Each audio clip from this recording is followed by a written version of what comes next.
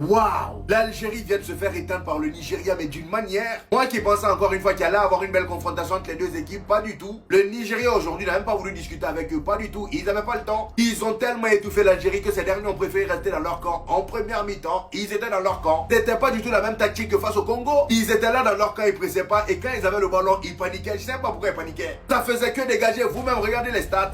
En première mi-temps, 0 tir au total. Pas tir cadré, 0 tir au total. Et en deuxième mi-temps, en espérant au moins un petit sursaut d'orgueil, pas du tout. Toujours 0 tir cadré. Il a fallu que Bounedjah rentre en jeu pour qu'ils aient leur premier tir cadré. Et le Nigeria, footballistiquement parlant, les amis, il faut qu'on en parle. Ils avaient l'air tellement déterminés et confiants sur le terrain aujourd'hui que ça en devenait flippant. Regardez le premier but. Sur un magnifique centre d'Onyemaechi sur le côté gauche, Osimhen réussit à s'isoler au deuxième poteau. Il saute, il met la tête tranquillement. But. Juste après ça, à la 58e minute, le même Victor Osimhen sur un magnifique contre du Nigeria. Tellement le gars est physique, il tue un défenseur de l'Algérie, regardez-le par terre. Il arrive devant la surface à 1 contre 1 avec le dernier défenseur de l'Algérie. Il aurait pu partir tout seul, sauf que non, encore Adam s'était mieux placé. Il lui fait la passe, le gars se retrouve face au gardien. Il aurait pu tirer, et bah non, il a préféré dribbler le gardien. Il dribble le gardien et il fout le ballon dedans, 2 buts à 0. Et ce qui est fou dans tout ça, c'est qu'ils auraient pu marquer plus de 4 buts aujourd'hui dans ce match. Il y a même un but du Nigeria qui a été sauvé sur la ligne en première mi-temps. Bref, des occasions, ils en ont eu. Maintenant, moi, la question que je me pose, c'est comment le Maroc va s'en sortir face à eux là. Et j'espère vraiment que cette fois-ci, les arbitres vont nous laisser tranquilles, laissez-nous profiter du vrai football. Déjà qu'aujourd'hui aussi, il y a eu des décisions bizarres d'arbitrage. Et pour ce match Maroc-Nigeria, s'il vous plaît, faites-nous plaisir.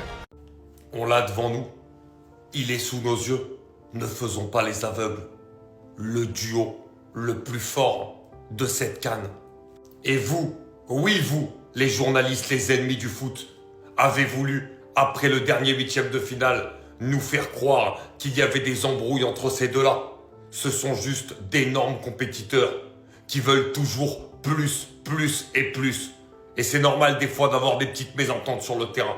Tant que c'est par rapport au football et tant que c'est par rapport à une volonté de toujours être meilleur. Et ces deux-là, le niveau qu'ils ont depuis le début de la CAN sur tous les matchs, c'est tout simplement exceptionnel. Victor Osimhen, c'est l'attaquant ultime.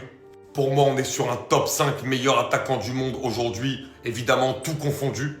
Un attaquant qui pèse sur les défenses, un attaquant qui a des déplacements exceptionnels, qui a un jeu de haut but, exceptionnel, qui sait toujours marquer, qui a la vision du but, qui a une finition exceptionnelle et qui fait toujours des choses incroyables.